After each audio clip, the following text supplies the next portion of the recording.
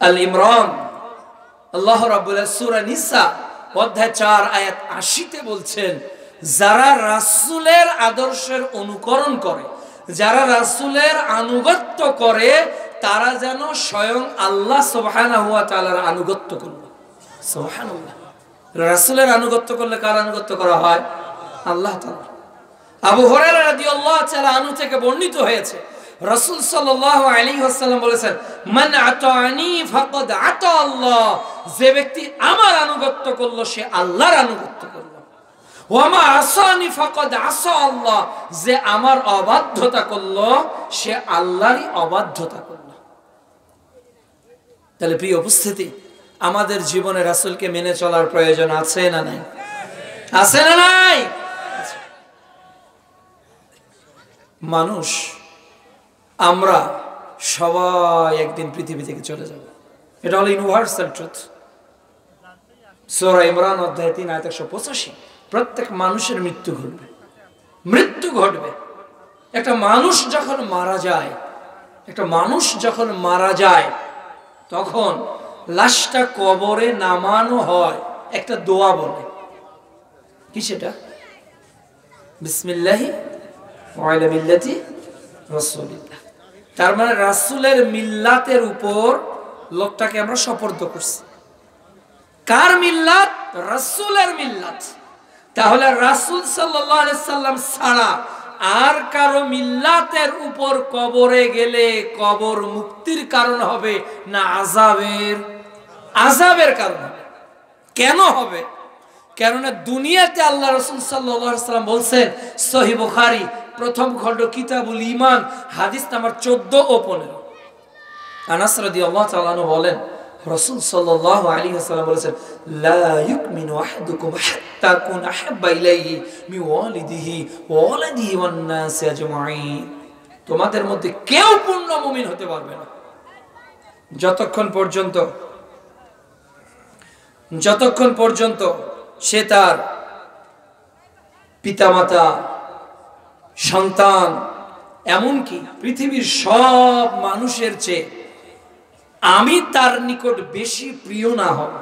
তাহলে পৃথিবীতে সবচেয়ে আমার নিকট প্রিয় ব্যক্তিকে সবচেয়ে বেশি ভালোবাসবেন কাকে? আল্লাহর রাসূলকে সবচেয়ে বেশি ভালোবাসবেন। একদিন ওমর রাদিয়াল্লাহু তাআলা আনহু হাঁটছেন, আর রাসূল সাল্লাল্লাহু আলাইহি ওয়াসাল্লাম তার কাঁধে হাত দিলেন। তখন ওমর বলছে, আল্লাহর রাসূল, আমি আপনাকে সবচেয়ে বেশি ভালোবাসি, তবে আমার জীবনের থেকে নয়। তো রাসূল সাল্লাল্লাহু আলাইহি ওয়াসাল্লাম বললেন, ওমর, তুমি এখনো মুমিন হতে পারো নাই পরিপূর্ণ। তখন ওমর রাদিয়াল্লাহু তাআলা বলছেন, ওয়াল্লাযী নাফসি বিয়াদিহি, ওই আল্লাহর কসম যার হাতে আমার প্রাণ, তার শপথ করে বলছি, হে আল্লাহর রাসূল, আমি পৃথিবীর সব কিছুর চেয়ে, এমনকি নিজের জীবনের চেয়ে আপনাকে বেশি ভালোবাসি। তখন রাসূল সাল্লাল্লাহু আলাইহি ওয়াসাল্লাম বললেন, ওমর, এখন তোমার ঈমানকে তুমি পূর্ণ করলে। সুবহানাল্লাহ। তাহলে জীবনের সবচেয়ে বেশি ভালোবাসা কে পাবে? আল্লাহর রাসূল। কিয়ামতের দিন মানুষ আদম আলাইহিস সালামের কাছে যাবে, নূহ আলাইহিস সালামের কাছে যাবে, মূসা আলাইহিস সালামের কাছে যাবে, ইব্রাহিম আলাইহিস সালামের কাছে যাবে। কেউ কি বিচারের মাঠে আমাদের জন্য সুপারিশ করতে পারবে? সহিহ বুখারী আম্বিয়া অধ্যায় 3340 নম্বর হাদিস। ওই দিন একজন ব্যক্তির সুপারিশকে আল্লাহ সুবহানাহু ওয়া তাআলা কবুল করবেন, তিনি হলেন মুহাম্মদুর রাসূলুল্লাহ সাল্লাল্লাহু আলাইহি ওয়াসাল্লাম। শুধু তাই নয়, কিয়ামতের দিন হাউজে কাউসার এর পানি পান আমরা করব। এই হাউজে কাউসারের মালিকানা আল্লাহ কাকে দিবেন? সূরা কাউসারে আমরা পড়েছি, ইন্না আ'তাইনাকাল কাউসার, নিশ্চয়ই আমরা আপনাকে কাউসার দান করেছি। তাহলে আমি প্রায় 9 থেকে 10টা পয়েন্ট আলোচনা করলাম কেন আল্লাহ রাসূল উত্তম আদর্শ। তাহলে এই 9-10টা পয়েন্টের সঙ্গে আপনাদের একমত নাকি কোনো দ্বিমত আছে? সবাই একমত।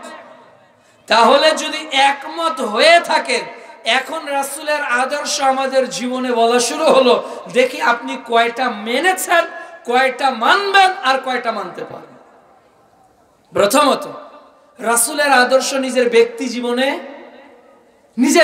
জীবনে নিয়ে আসতে হবে।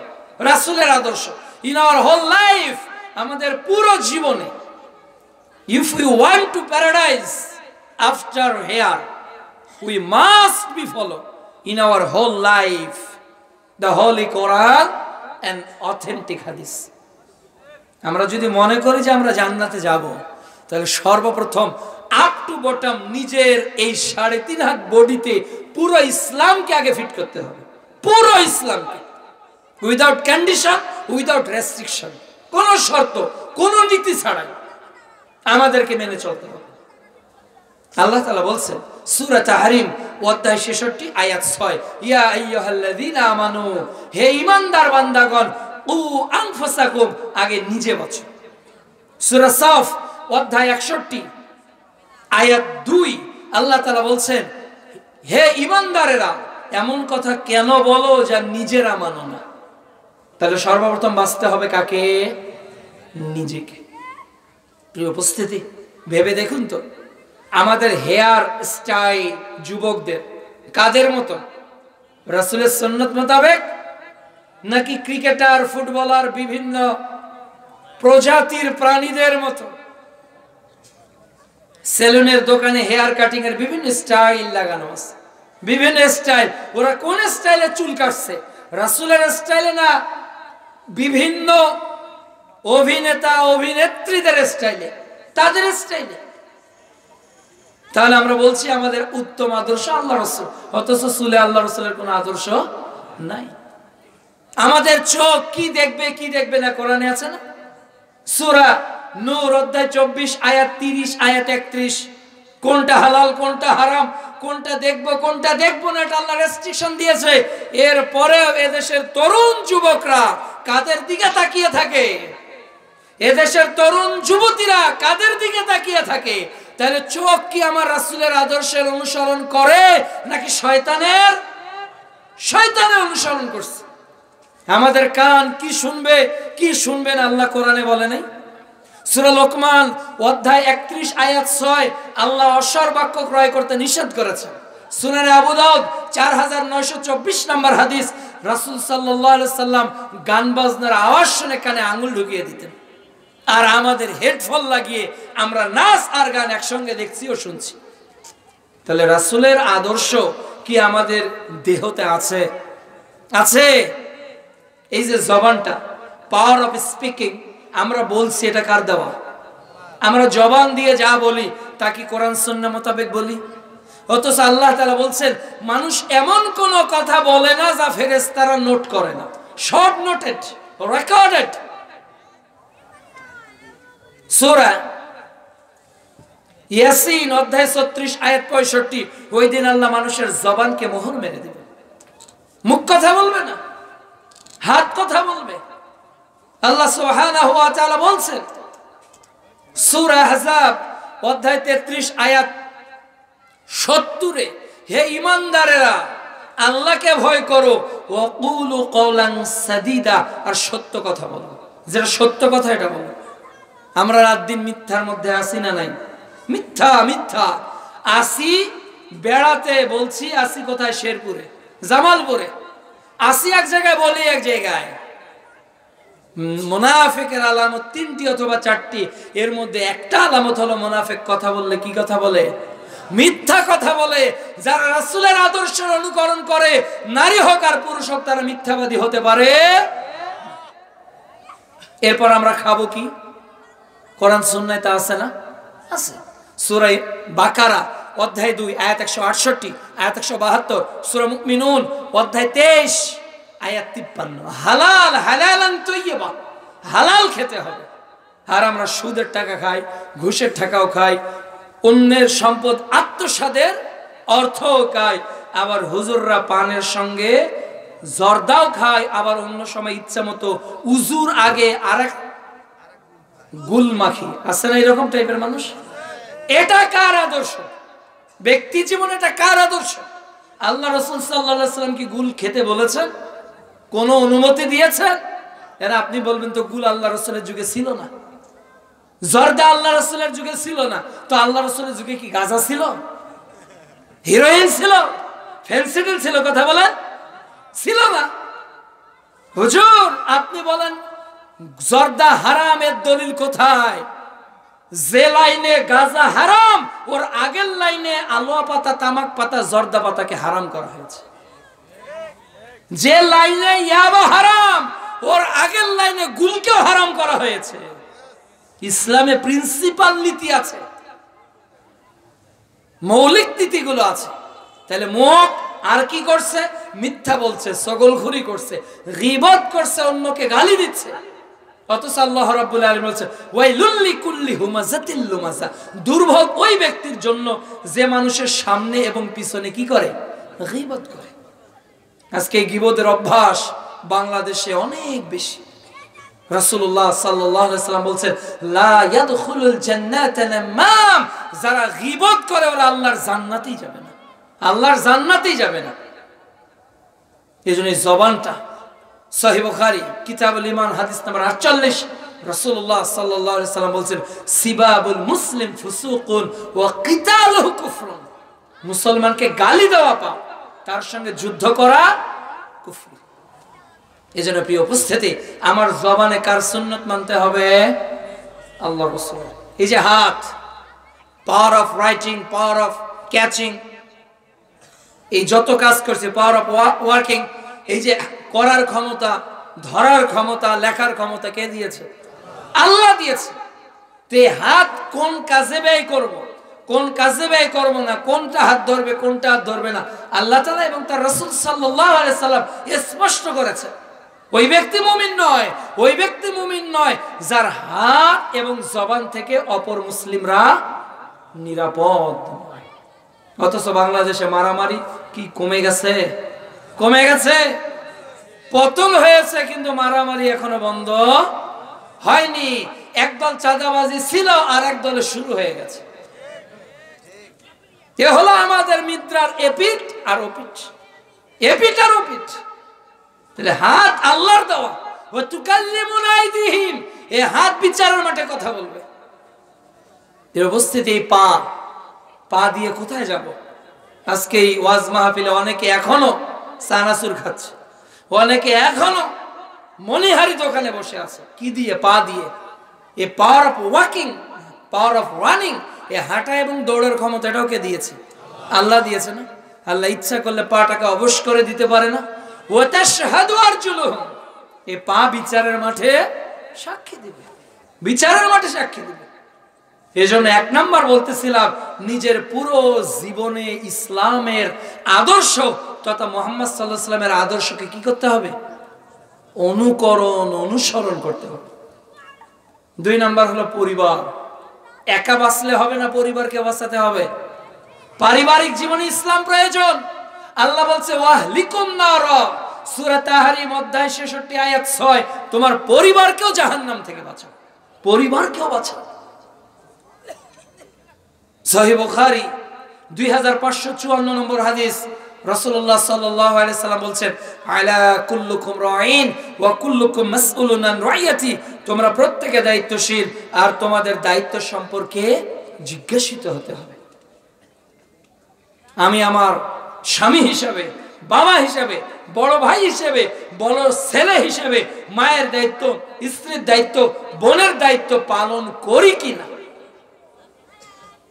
মুসনাদ আহমদ 5372 নম্বর হাদিস, আব্দুল্লাহ ইবনে আমর রাদিয়াল্লাহু তাআলা আনহু বলেন রাসূলুল্লাহ সাল্লাল্লাহু আলাইহি ওয়াসাল্লাম বলেছেন, তিন শ্রেণীর ব্যক্তি আল্লাহর জান্নাতে যাবে না। এর এক শ্রেণী হলো দায়ুস, যারা দায়ুস, আল্লাযী ইউকিরু ফি আহলিল খাবাস, যে তার পরিবারে বেহেয়াপনার সুযোগ দান করে। এই মা, এই বাবা কোনোদিনও এই পরিবারের গার্ডিয়ান কোনোদিনও আল্লাহর জান্নাতে যাবে না, হারাম তাদের জন্য আল্লাহর জান্নাত। তাহলে আমার পরিবার কি ইসলামিক নীতি মেনে চলে? আমার পরিবারে কি ইসলামিক পর্দা আছে? আজকে যত পর্দা জানালায়, যত পর্দা দরজায়, আমাদের দেহে মহিলাদের কোনো পর্দা খুঁজে পাওয়া যায় না, খুঁজে পাওয়া যায় না। দোকানের নাম হলো জান্নাত ওন্না হাউস, দোকানের নাম জান্নাত ওন্না হাউস। ওখানে যত ওন্না পাওয়া যায় সব মহিলাদেরকে জাহান্নামে যাওয়ার তরিকা বানিয়ে দেয়। নাম লেখা কি? জান্নাত অন্য হাউস। লেখা আছে আত-তাকওয়া গার্মেন্টস, আল মদিনা গার্মেন্টস, 3 পিস 2 পিস, এরপর এমন কিছু পোশাক যা পরেও মহিলাদেরকে উলঙ্গ দেখা যায়। গার্মেন্টসের নাম কি? আত-তাকওয়া আল মদিনা আল মক্কা। তাহলে মক্কা, মদিনা, তাকওয়া, ইখলাস এগুলোর কোনটার মধ্যে ইসলাম নাই। এগুলোর নামে ইসলাম, কামে কোনো নাই। এজন্য আমরা নিজে ও নিজের পরিবারকে জাহান্নাম থেকে বাঁচাতে হবে। এজন্য আমাদের দায়িত্বশীল করে আল্লাহ পাঠিয়েছে। আজকে অনেক গার্ডিয়ান নিজেই তাওহীদ বুঝি না, সন্তানকেও তাওহীদের নসিহা করি না, নিজেও শিরিক বুঝি না, সন্তানকেও সতর্ক করি না, নিজেও সুন্নত বুঝি না, সন্তানকেও সুন্নতের কথা বলি না, নিজেও বেদাত বুঝি না, সন্তানকে বেদাত থেকে বাঁচানোর চেষ্টাও করি না। কেননা আমাদের কাছে আল্লাহ রাসূলের কোনো নমুনা নাই, আল্লাহ রাসূলের কোনো নমুনা নেই। এই জন্য প্রিয় অভিভাবক বৃন্দ, প্রিয় মায়েরা, প্রিয় স্ত্রীরা, আপনারা হলেন পরিবারের কর্তা ও কর্ত্রী। আপনারা যদি পরিবারকে হেফাজত করেন তাহলে আপনার সন্তান আলবানি হবে, না হলে আপনার সন্তান ঐশী হয়ে জন্ম নেবে। As you sow, so you reap। আমরা যেমন কর্ম করব তেমনই ফল ভোগ করব। আজকে যুবকদের পোশাক একরকম, যুবতীদের পোশাক আরেক রকম। সহিহ বুখারী ৭৭তম পর্ব, কিতাবুল লেবাস, হাদিস নাম্বার 5787, 88, 89, 90। রাসূল সাল্লাল্লাহু আলাইহি সাল্লাম বলছেন, পুরুষের পোশাক থাকবে টাকনুর উপরে, নিচে না উপরে? উপরে। আর মহিলাদের টাকনুর নিচে। এখানে যত পুরুষ আছেন যদি দাঁড়াতে বলি, যত যুবক আছেন দাঁড়াতে বলি, তারা নারীদের সুন্নত পালন করে না পুরুষদের? নারীদের সুন্নত কারা পালন করছে? পুরুষেরা। আর যত যুবতী বোন আছে তারা যদি দাঁড়ায় তো তারা পুরুষদের সুন্নত পালন করতেছে। ওদের টাকনু নিচে না উপরে? ওদের উপরে। জামানা এভাবেই উল্টে যাচ্ছে। যেটা ছিল পুরুষদের ওটা নারীরা পরছে। আজকে জিন্সের প্যান্ট কোন পোশাকই না। যে পোশাক পরলে দাঁড়ে প্রস্রাব করতে হয় ওটা তো পশুদের পোশাক, ওটা মানুষের কোনো পোশাক নয়। যে পোশাক পরলে তোমাকে দাঁড়িয়ে প্রস্রাব করতে হয়, ওই পোশাক কিভাবে ইসলামিক পোশাক হতে পারে? ওই পোশাক কিভাবে শরঈ পোশাক হতে পারে? ওই পোশাক রাসূলের আদর্শের কোনো পোশাক নয়। প্রিয় বোন আমার, যে পোশাক পরলে পুরুষরা তোমার দিকে তাকিয়ে থাকে, যে পোশাক পরলে নারীদের দিকে পুরুষরা তাকিয়ে থাকে, বুঝতে হবে ওটা ইসলামিক পোশাক নয়, ওটা কনভার্ট করে শয়তান তাদেরকে ওই পোশাক পরিয়ে দিয়েছে। শয়তান জান্নাতে পোশাক খুলে নেয়নি। যখন আল্লাহর অবাধ্যতা করেছে তখন আল্লাহ তাআলা সর্বপ্রথম কি কেড়ে নিয়েছে তাদের কাছ থেকে? পোশাক কেড়ে নিয়েছে। এই জন্য সন্তান পোশাক আমার সন্তানের ছেলে হোক আর মেয়ে হোক পোশাক ইসলামিক কিনা এটা ইনশিওর করেন বাপ হিসেবে। অবশ্যই জিন্সের প্যান্ট, অবশ্যই প্লাজো, স্কিন টাইট জামা, এগুলো মুসলমানদের পোশাক হতে পারে না। এগুলো স্রেফ এবং স্রেফ বেধর্মীদের পোশাক ছাড়ার কারণে। যে উপস্থিতি আমরা রাসূলের আদর্শকে মানব কিভাবে? এই রাসূলের আদর্শকে মানতে হবে নিজের পুরো জীবনে, নিজের পারিবারিক জীবনে, নিজের অর্থনৈতিক জীবনে, পুরো লাইফে ইসলামকে মানতে হবে, পুরো লাইফে রাসূলের আদর্শকে মানতে হবে। সূরা ইমরান অধ্যায় 3 আয়াত 19, আল্লাহর নিকট মনোনীত জীবন বিধানের নাম কি বলেন তো? সবাই বলেন, এর নাম কি? ইসলাম। সূরা ইমরান অধ্যায় 3 আয়াত 19, ইসলাম ছাড়া আর কোনোদিন আল্লাহ গ্রহণ করবেন না। সূরা ইমরান অধ্যায় 3 আয়াত 85, ইসলামকে অর্ধেক না পরিপূর্ণভাবে প্রবেশ করতে হবে? পরিপূর্ণভাবে। সূরা বাকারা অধ্যায় 2 আয়াত 208, উদখুলু ফিস সিলমি কাফা, পরিপূর্ণ। কিন্তু আমরা কি করি জানেন? সূরা বাকারা অধ্যায় 2 পারা 1 আয়াত 85, আফাতুমিনুনা বিবাদিল কিতাব ওয়া তাকফুরুনা বিবাদ। আমরা কিছু মানি, কিছু মানি না। এখন আমরা শেষ অংশে জানার চেষ্টা করব, যারা রাসূলের আদর্শ অনুযায়ী চলবে না তাদের পরিণতি কি? যারা রাসূলের আদর্শ অনুযায়ী চলবে না, অনুসন্ধান করার দায়িত্ব আপনার। দায়িত্ব। আপনি যে বেগুনের কথা বলেছি, চাকরির কথা বলেছি, ওই যে আপনার শিক্ষা প্রতিষ্ঠানের কথা বলেছি, দায়িত্ব আপনার। হাল ইয়াস্তাবিল্লাযিনা ইয়ালামুন ওয়াল্লাযিনা লা ইয়ালামুন, জানে আর যারা জানে না তারা কখনো সমান নয়। কাজে জানাটা কার দায়িত্ব? আমাদের। জানাটা কার দায়িত্ব? আমাদের দায়িত্ব যে কোনটা রাসূলের। আপনি গোটা বাংলাদেশের সব আলোচকের আলোচনা শোনেন, আমার এটাতে কোনো দ্বিমত নেই, আলোচনা শোনেন, তবে কথা যদি রাসূলের না শোনেন তাহলে কিন্তু দুনিয়াতেও বিপদে পড়বেন, পরকালেও বিপদে পড়বেন। সূরা নাহাল অধ্যায় 16 আয়াত 43, সূরা আম্বিয়া অধ্যায় 21 আয়াত 7। আলোচনা শোনেন, জিজ্ঞাসা করেন যে কারো নিকট, কিন্তু কথা দলিল ভিত্তিক হতে হবে, দলিল ভিত্তিক হতে হবে।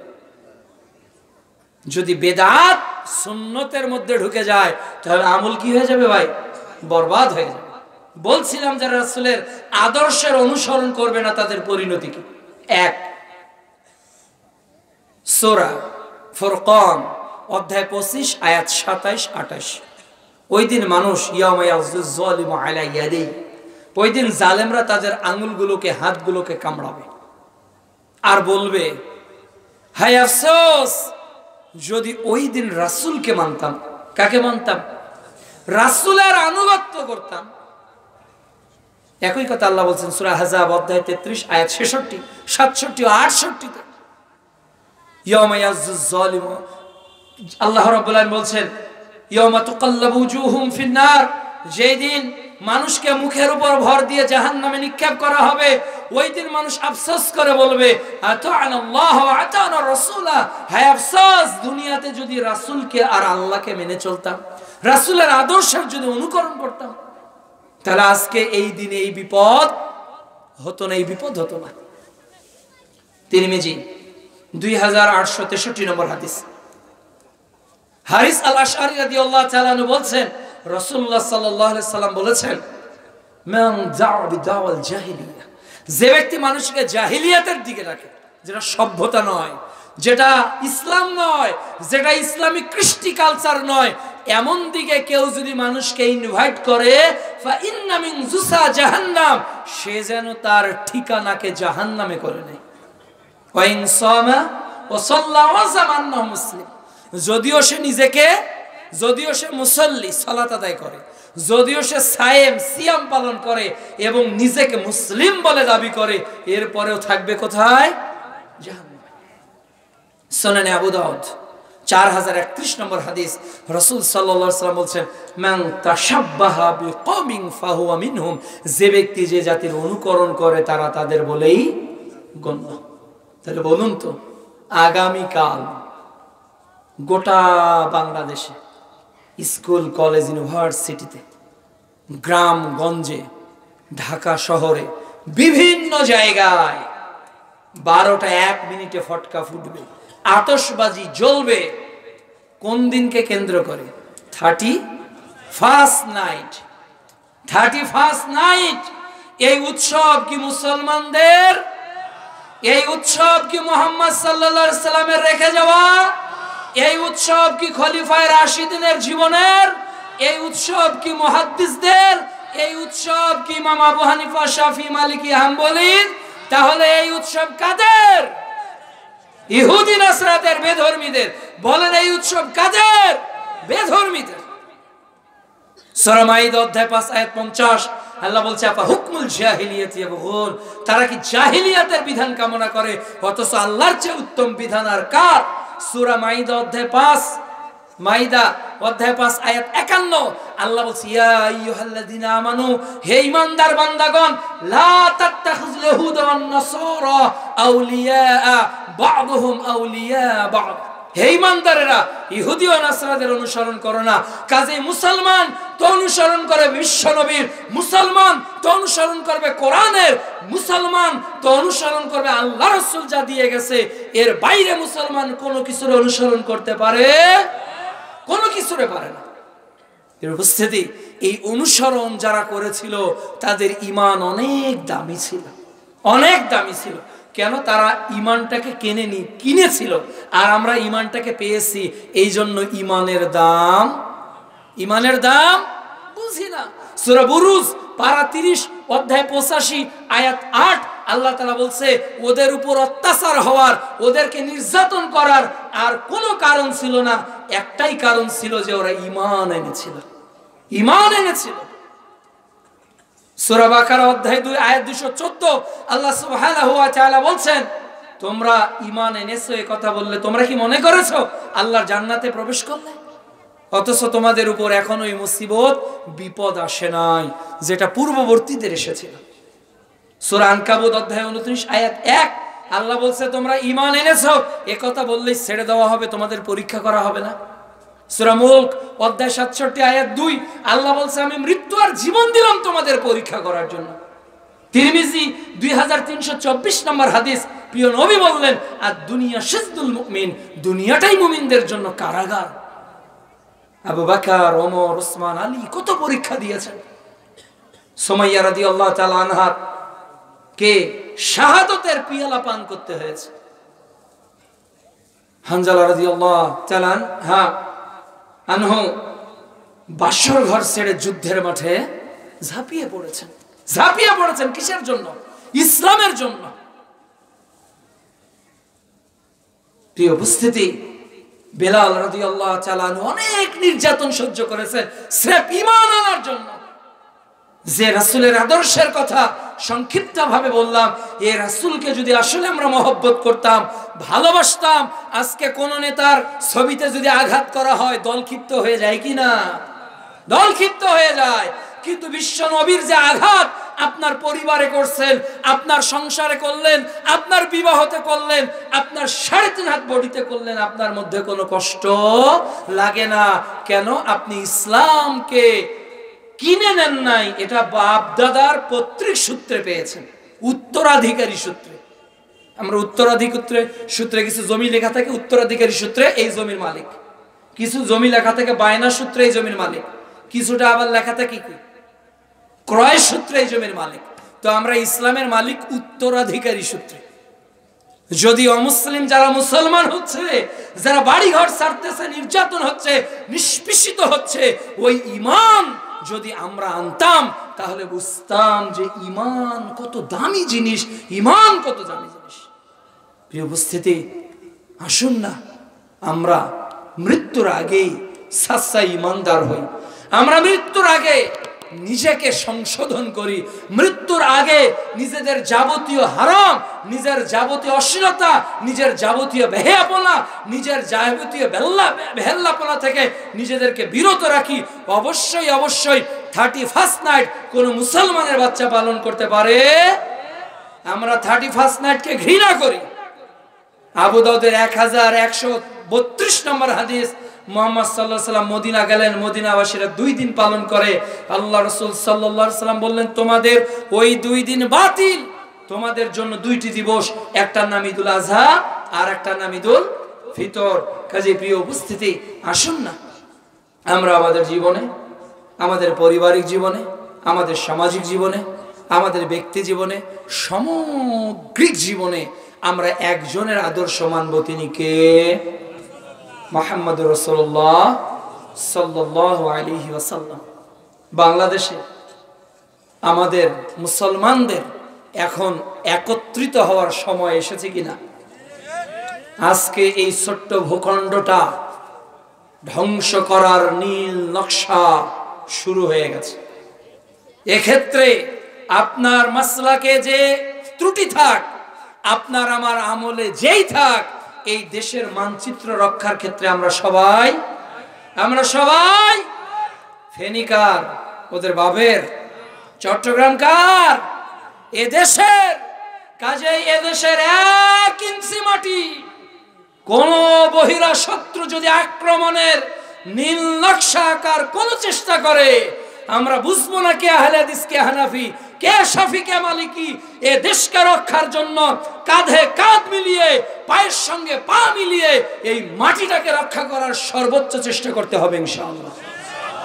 এ দেশ যদি হাতছাড়া হয়ে যায়, ওরা বাংলাদেশকে গুজরাট বানাবে, ওরা কাশ্মীর বানাবে, ওরা চীনের জিনজিয়াং প্রদেশের উইগুর মুসলমানদের অবস্থা বানাবে, ওরা মিয়ানমারের আনকান রাজ্যে মুসলমানদের নির্যাতনের আরেক করুণ ইতিহাস তুলে ধরবে, ওরা এই দেশকে ফিলিস্তিন বানাবে। কাজী মুসলমান ঈমান আমল নিয়ে যতদিন টিকে থাকবে ততদিন এদেশের স্বাধীনতা ও সার্বভৌমত্ব ঠিক থাকবে। যেই দিন আমরা ঈমান বিক্রি করে দিব, যেই দিন আমরা ঈমান থেকে ওই এসকেনো আর ওই বিভিন্ন আর বিভিন্ন তথাকথিত এই প্রগতিবাদের নাস্তিক আর বাম আর রামের পক্ষ নিব, ততদিন এই দেশ ধ্বংস হয়ে যাবে। কাজী মুসলমান ওয়া'তাসিমু বিহাবলিল্লাহি জামিআ, আল্লাহ এদেশের মুসলমানদেরকে তুমি ঐক্যবদ্ধ থাকার তৌফিক দান করো। আল্লাহ নিজেদের মধ্যে মারামারি না করে যাতে তৃতীয় পক্ষ এই দেশে ঢোকার সুযোগ না পায়, আল্লাহ তুমি সর্বোচ্চ ঈমান মুসলমানদের বাড়িয়ে দাও। পরিশেষে আপনাদের কাছে উদাত্ত আহ্বান কয়েকটা। এক, দৈনিক রাসূলের আদর্শ জানার জন্য দৈনিক আল্লাহর কোরআনকে নিয়মিত তেলাওয়াত করার চেষ্টা করতে হবে। পারবেন তো ইনশাআল্লাহ? কোরআন হলো guideline for all human being. কোরআন হলো আমাদের জন্য হেদায়েত। সূরা বাকারা অধ্যায় 2 আয়াত 185 এই কোরআন পড়ব। 2 নাম্বার, আমরা প্রতিদিন একটি হলেও বিশ্বনবীর হাদিস পাঠ করার চেষ্টা করব ইনশাআল্লাহ। আল্লাহ রাসূলের সিরাত পড়ার চেষ্টা করব। 3 নাম্বার, টুয়ার্ডস হিউম্যান, মানুষ ভুল করে না? এই পাপ ভুল সংশোধনের একটা পথ আছে, তার নাম কি? তাওবা। তার নাম কি? তাওবা। আল্লাহ বলছে তুবু ইলাল্লাহ, তোমরা তাওবা করো। তাওবাতান নাসুহা, সূরা তাহরিম অধ্যায় 66 আয়াত 8। কাজেই পাপ হতে পারে জেনা, সুদ, ঘুষ, মিথ্যা, অনেক পাপ করেছি বেপরদা, অনেক পাপ করেছি গান বাজনা শুনে, কিন্তু আজকে এই শেষ রজনীর এই অংশে আমরা আল্লাহর নিকট বলি, আল্লাহ তুমি আমাদের অতীতের ভুলগুলোকে মাফ করে দাও। প্রিয় নবী দৈনিক 70 থেকে 100 বার কি পড়তেন? ইস্তেগফার পড়তেন। পারবো তো ইনশাআল্লাহ পড়তে? সর্বোত্তম ইস্তেগফার হলো সাইয়্যিদুল ইস্তেগফার, যেটা সকালে পড়লে সন্ধ্যার আগ পর্যন্ত, সন্ধ্যায় পড়লে সকালে আগ পর্যন্ত, মারা গেলে আল্লাহর জান্নাতে চলে যাবে ইনশাআল্লাহ। 4 নাম্বার, দাওয়াতি কাজ করতে হবে। এই যে মুসাব বিন উমাইর মসজিদ থেকে দাওয়াতি কাজ প্রতি সপ্তাহে ছড়িয়ে পড়ছে না, এই দাওয়াতি কাজ আঞ্জাম দিতে হবে। আল্লাহ রাসূলুল্লাহ সাল্লাল্লাহু আলাইহি ওয়াসাল্লাম বলেন, বাল্লিগু আন্নী ওয়ালাউ আয়া, একটা কথা জানা থাকলে এটা প্রচার করতে হবে। এটা 4 নাম্বার। 5 নাম্বার হলো যাদের বাবা মা বেঁচে আছে তাদের পিতামাতাদেরকে সম্মান মর্যাদা দিতে হবে। বৃদ্ধাশ্রমে নয়, পিতামাতাদের থাকার স্থান সন্তানের বুকে। কোথায়? সন্তানের বুকে। যা খাবেন বাবা মাকে খাওয়াবেন। সূরা বনী ইসরাঈল অধ্যায় 17 আয়াত 23 ও 24। এরপর 6 নাম্বার হলো